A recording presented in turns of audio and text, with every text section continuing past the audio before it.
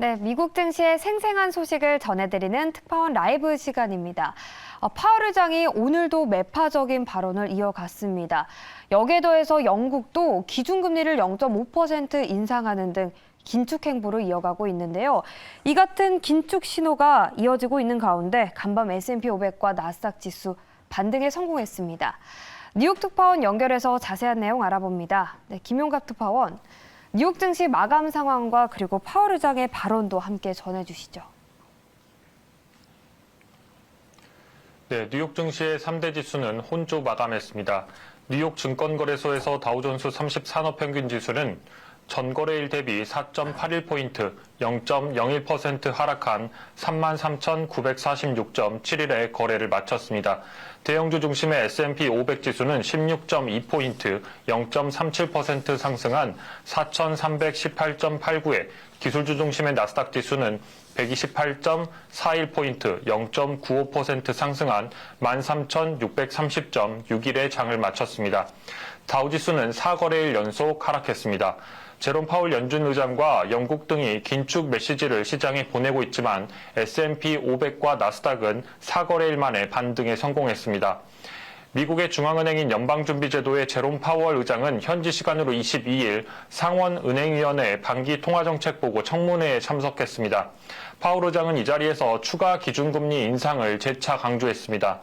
6월 금리 동결에 대해서는 조심히 움직이는 것이라고 평가했고 어제와 같이 올해 기준금리 2차례 인상을 예고했습니다. 앞서 연준은 지난 6월 FOMC 정례회의에서 기준금리를 동결한 이후 올해 연말까지 금리를 0.5%포인트 인상할 것이라고 예고한 바 있습니다. 즉 0.25%포인트씩 2차례 금리가 인상될 것임을 시사한 겁니다. 파월 의장은 또 인플레이션 통제를 위해 최선을 다하고 있다며 인플레이션 2% 회복을 재차 강조했습니다. 영국의 깜짝 기준금리 인상 소식도 전해졌습니다. 영국 중앙은행인 잉글랜드 은행이 현지 시간으로 22일 통화정책회의에서 기준금리를 4.5%에서 5%로 인상하기로 했습니다. 영국의 금리는 2008년 이후 15년 만에 최고 수준까지 치솟았습니다.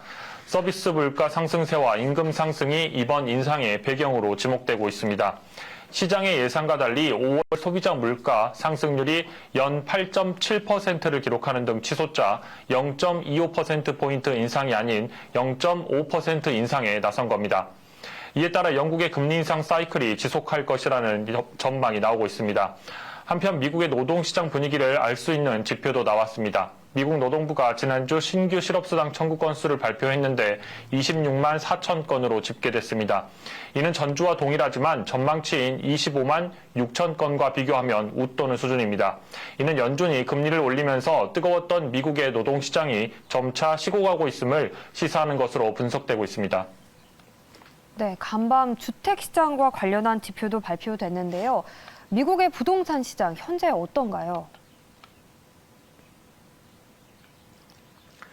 네, 미국 집값이 2011년 12월 이후 가장 크게 하락했습니다.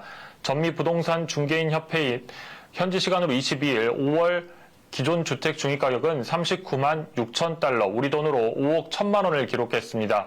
이는 지난해 같은 기간과 비교하면 3.1% 하락한 수준입니다. 이번 하락은 11년여 만에 가장 큰 하락폭입니다. 직전 하락폭이 가장 컸던 2011년 12월에는 집값이 3.9% 하락한 바 있습니다. 최근 미국의 집값 하락 추세가 이어지고 있는데요. 앞서 지난 3월과 4월에도 2달 연속으로 2012년 이후 최대 하락폭을 기록한 바 있습니다. 주택가격 성장세는 지난 2021년 5월 정점을 찍었는데 당시 주택가격 성장세는 25%를 넘어서기도 했습니다. 반면 현재는 주택가격이 하락하고 있는 추세를 보이고 있습니다. 기존 주택 매매는 소폭 상승했습니다. 5월 기존 주택 매매는 430만 건으로 전월과 비교하면 0.2% 증가했습니다. 월스트리트 저널이 집계한 전문가 예상치였던 425만 건, 예상치였던 425만 건 0.7% 감소 전망과는 달리 실제 주택 매매가 증가했습니다. 그러나 지난해 같은 기간과 비교하면 매매 건수는 20.4% 급감했습니다. 전국적으로 보면 기존 주택 매매는 남부와 서부 주택 판매가 증가했고 중서부와 북동부의 판매는 감소했습니다. 시장에 나온 주택의 수는 5월에 108만 채로 전월과 비교하면 3.8% 증가했습니다. 이는 전미부동산 중개인 협회가 통계를 작성하기 시작한 1983년 이후 5월 한 달 기준으로 시장에 나온 가장 낮은 주택수입니다. 통상적으로 매물로 나온 주택들은 평균 18일 동안 시장에 남아 있었는데 이는 4월에 22일과 비교하면 감소한 수준입니다. 주택 매매에 나선 고객들을 확인해 보면 일단 현금 구매자가 전체의 25%를 차지했습니다. 개인 투자자 또는 두 번째 주택 구매자의 비율이 15%였고 매매된 거래의 약 28%는 처음으로 주택을 구매하는 사람들이었습니다.